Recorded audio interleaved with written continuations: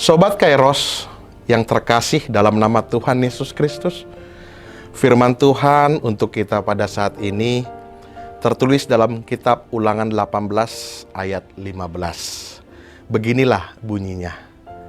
Seorang nabi dari tengah-tengahmu, dari antara saudara-saudaramu, sama seperti aku, akan dibangkitkan bagimu oleh Tuhan Allahmu.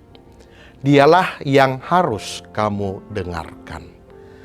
Sobat Kairos yang terkasih, ketika ada seorang pemuda yang akan pergi merantau ke suatu daerah untuk belajar atau kuliah ataupun mencari pekerjaan, pasti orang tua tersebut akan membekali dia dengan berbagai perlengkapan yang cukup untuk dia gunakan selama dia pergi merantau. Memang tidak sama pemberian orang tua yang satu dengan yang lainnya.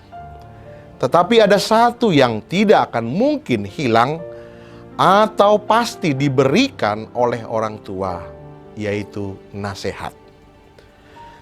Sobat Kairos, setiap nasihat yang diberikan oleh orang tua pasti memiliki tujuan yang baik. Sama halnya dengan bangsa Israel yang pada saat itu akan melanjutkan perjalanan mereka menuju ke tempat yang dijanjikan oleh Tuhan, yaitu tanah Kanaan. Ada banyak hal yang disampaikan oleh Musa kepada bangsa Israel. Tujuannya supaya bangsa itu memiliki pedoman hidup dan tidak goyah ketika menghadapi segala tantangan atau cobaan yang ada di hadapan mereka ketika mereka memasuki tanah Kanaan. Sobat Kairos yang terkasih, umat Israel adalah umat Tuhan. Oleh karena itu, umat Israel harus berpegang teguh kepada janji Tuhan dan hidup seturut dengan kehendak Tuhan. Musa menekankan bahwa umat Israel sebagai umat pilihan Tuhan harus mempertahankan hidup yang tidak bercela di hadapan Tuhan.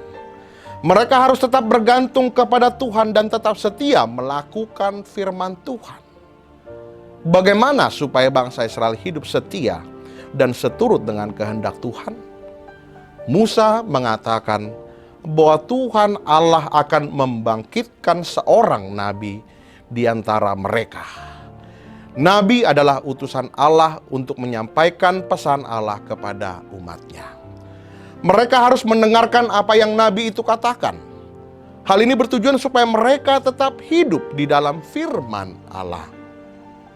Sobat Kairos yang terkasih, melalui perikop ini tentu kita sudah mengetahui dan memahami bahwa Tuhan menghendaki supaya setiap orang hidup berdasarkan firman-Nya.